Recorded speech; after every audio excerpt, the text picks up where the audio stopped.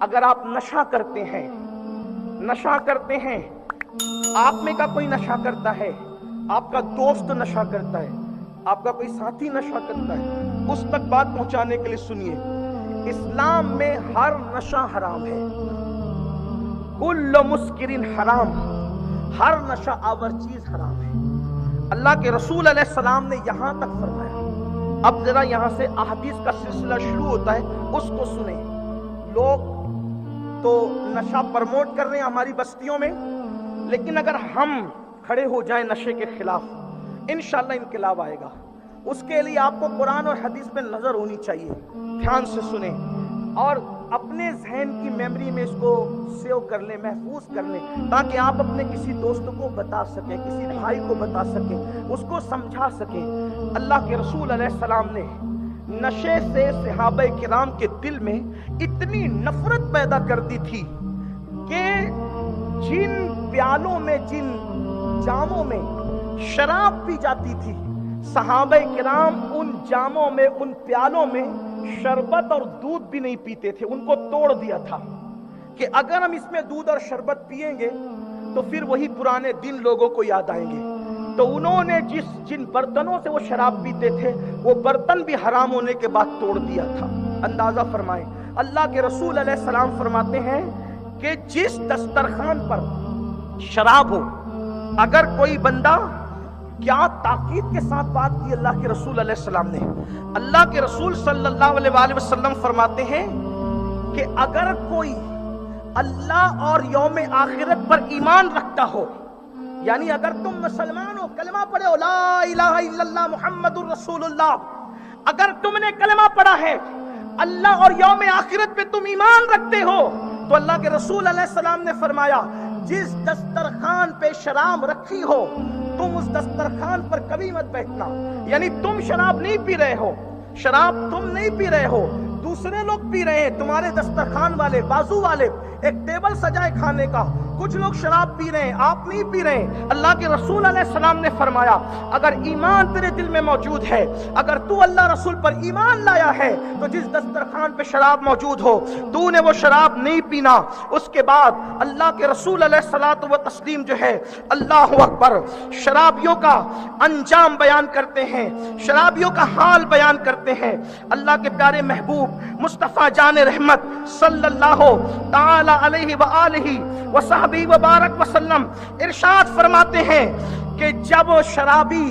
قیامت کے دن اللہ کی بارگاہ میں حاضر ہوں گے، اس لیے کہ بحیثیت مسلمان ہمارا عقیدہ یہ ہے کہ مرنے کے بعد ہم اٹھائے جائیں گے، ہمیں اپنی قبروں سے اٹھایا جائے گا، اللہ کی عدالت میں پیش ہوں گے۔ یہ وہ تصور آخرت ہے جو ہر انسان کو اللہ کا ڈر پیدا کرتا ہے، اللہ کا خوف پیدا کرتا ہے، اللہ کی خشیت پیدا کرتا ہے۔ یاد رکھنا،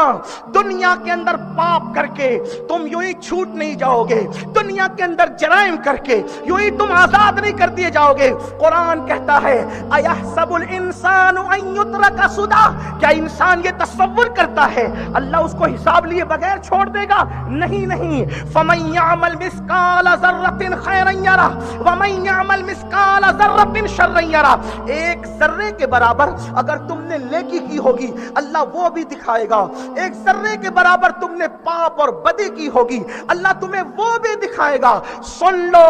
رات کی تاریکیوں میں نشہ کرنے والوں، نرم نرم گدوں پہ لیٹ کر گندی فلمیں دیکھنے والوں، گندی فلموں کے اندر ڈوبنے والوں، لوگوں کا پیسہ لے کر ہڑپ کر جانے والوں، سود کے دھندے کرنے والوں، عورتوں پر پاپ کی نظر ڈالنے والوں، دن کان کھول کر کے سن لو، خدا کی عدالت ہوگی۔ اللہ کے رسول علیہ السلام سے پوچھا گیا فَمَن يَعْمَلْ مِثْقَالَ ذَرَّةٍ خَيْرًا يَرَهُ وَمَن يَعْمَلْ مِثْقَالَ ذَرَّةٍ شَرًّا يَرَهُ، کیا مطلب ہے اس کا؟ ذرے برابر نیکی کی ہوگی وہ بھی اللہ دکھائے گا، ذرے برابر بدی کی ہوگی اللہ وہ بھی دکھائے گا۔ میرے آقا نے فرمایا اگر تم نے کسی پڑوسی کی دیوار کھرچی ہوگی، تصور آخرت دیکھیں، قیامت کا دن دیکھیں، یہ نہیں کلمہ پڑھ کے صرف جنت میں چلے جاؤ گے۔ اللہ کے رسول فرما رہے، غیب دا نبی صلی اللہ علیہ وآلہ وسلم، تم نے اپنے پڑوسی کی دیوار کھرچی ہوگی تو تمہارے ناخن میں جو مٹی آئے گی، مٹی وہ مٹی تم نے اس کی دیوار سے کیوں نکالی تھی،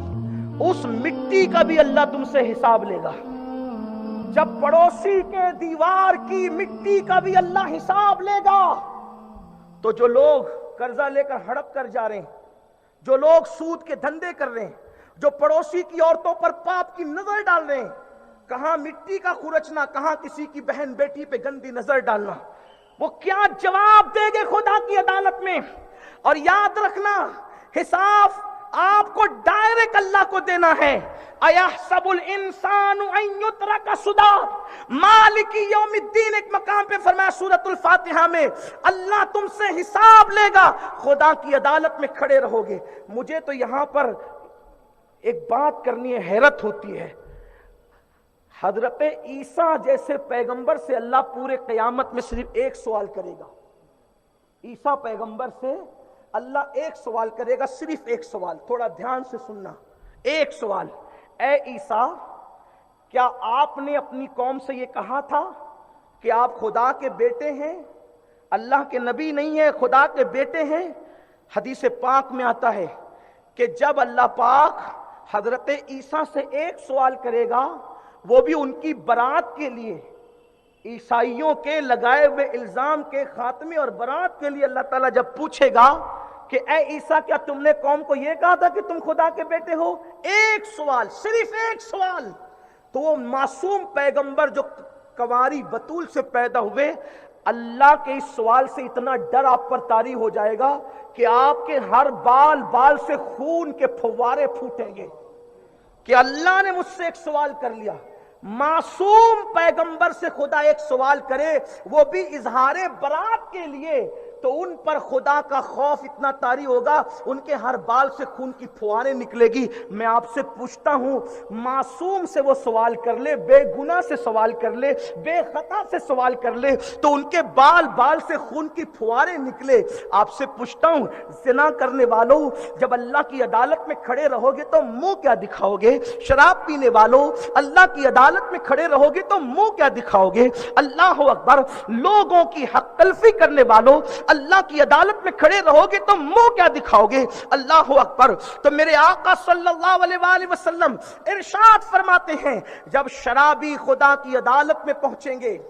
نشہ کرنے والے خدا کی عدالت میں پہنچیں گے، یہ تمہارے میرے نبی کا فرمان ہے۔ کسی سیاسی لیڈر، کسی مولوی مولانا کا قول ہوتا تو تم ہنس کے اڑا دیتے، لیکن یہ اس نبی کا فرمان ہے جس کے کہنے پر ہم آنکھ بند کر کے ہر فرمان مانتے ہیں، جس کے کہنے پہ ہم نے خدا کو ایک مانا، جس کے کہنے پہ ہم نے قرآن کو اللہ کی کتاب مانی، جس کے کہنے پہ ہم نے قیامت حشر نشر کو مانا۔ اب میری قوم کے جوانوں، جس کی ذات ایمان، جس کی ذات اسلام، جس کی ذات اللہ اکبر، ہمارے لیے خدا کے بعد سب کچھ ہے، بعد از خدا۔ بزرگ تو ایک قصہ مختصر